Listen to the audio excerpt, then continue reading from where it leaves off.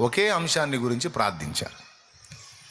ఇంకక్కడ దేశాన్ని గురించి కానీ, ప్రజల గురించి కానీ, ప్రపంచాన్ని గురించి కానీ, వాళ్ళ ఆత్మీయ జీవితాన్ని గురించి కానీ ఏం లేదు.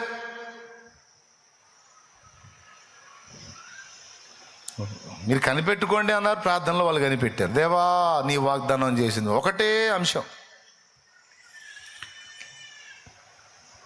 నువ్వు మోకాళ్ళు వేస్తే మొత్తం అన్ని విషయాలు ఎత్తి ప్రార్థన చేసి మమ అనిపించుకొని లేకొస్తావు. ఎప్పుడన్నా పర్టికులర్గా ఒక అంశాన్ని, ఒకే ఒక అంశాన్ని టార్గెట్ చేస్తూ కూర్చున్నావా? ఆ అలవాటు ఎప్పుడన్నా నీకుందా? ఒకే ఒక అంశాన్ని టార్గెట్ చేస్తూ ఒకే ఒక అంశం కోసం దేవుని ముందు మోకాళ్ళు నీ కనిపెట్టిన అనుభవాలు నీకున్నాయా? ఒకవేళ లేకపోతే ఇప్పుడు రాసుకో, అలాంటి ప్రయత్నం చెయ్యి. సంబంధిత అంశం కోసం మాత్రమే నువ్వు ప్రార్థనలో కనిపెట్టి ప్రార్థించు. దాని విషయంలో దేవుని కార్యం జరగకపోతే అప్పుడు అడుగు. కనిపెట్టి అదే పాయింట్ కోసం ప్రార్థన చేయాలి. దేవుడి కార్యం జరిగేంత వరకు కనిపెట్టుకొని కూర్చోవాలి పట్టుదలగా. ఆ ఏకాగ్రత దెబ్బతీయడానికి ఎన్నో విషయాలు తీసుకొచ్చి పెడతాడు సైతాన్. అవేవి పట్టించుకోకూడదు.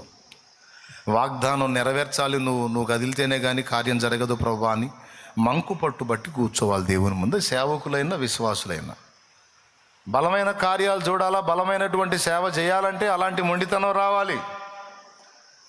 గాలికి కదిలిపోయే రెల్లులాగా చంచలంగా ఉండకూడదు. సోదరులారా, సోదరీమణులారా, మనం భక్తి సాధనకు వచ్చాం, భక్తిపరులంగా దేవుల్లో ఎదగాలని వచ్చాం. కాబట్టి ఈ విషయాలు తీవ్రంగా తీసుకోవాల్సిందే. ఒక స్వస్థత అనే కార్యం చూడాలనుకుంటున్నావా? అయితే దాన్ని నెరవేర్చడానికి దేవునికి అదే అంశాన్ని నువ్వు చెప్పు. మొన్న చెప్పాను, పెద్ద ఆయన తన తల్లి స్వస్థత కోసం ప్రార్థనలో మోకాళ్ళు ఉన్నాడు. నువ్వు కార్యం చేసేంత వరకు నేను లేవను తండ్రి అలాగనే మోకాళ్ళ మీద ఉండి తల్లి కోసం, ఇరిగిన ఎముక కోసం ప్రార్థన చేశారు. నైట్ అంతా ప్రార్థన చేస్తే తెల్లవారుజాముకి జవాబు వచ్చింది.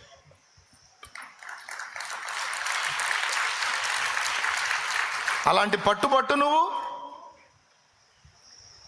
ఖచ్చితంగా కార్యం ఎందుకు జరగదో చూద్దాం. కానీ అంత పట్టుదలగా, అంత గురి కలిగి, అంత దీక్షభూని ప్రార్థన చేసే వ్యక్తులు, భక్తులు ఈనాడు తరుగైపోయారు.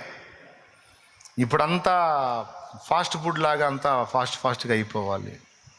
బ్రదర్, దీనికోసం రోజులు కనిపెట్టుకోవాల్సిందేనా మనం? అంటే ఫాస్ట్గా అయిపోయే వేరే ప్రత్యామ్నాయం ఏం లేదు. ఎందుకంటే దయ ఆయనది, ఆయన చెయ్యి కదలాలి. అది ఆయన ఇష్టం. ఆయన కదిలిన దాకా నువ్వు కాసుకోవాల్సిందే.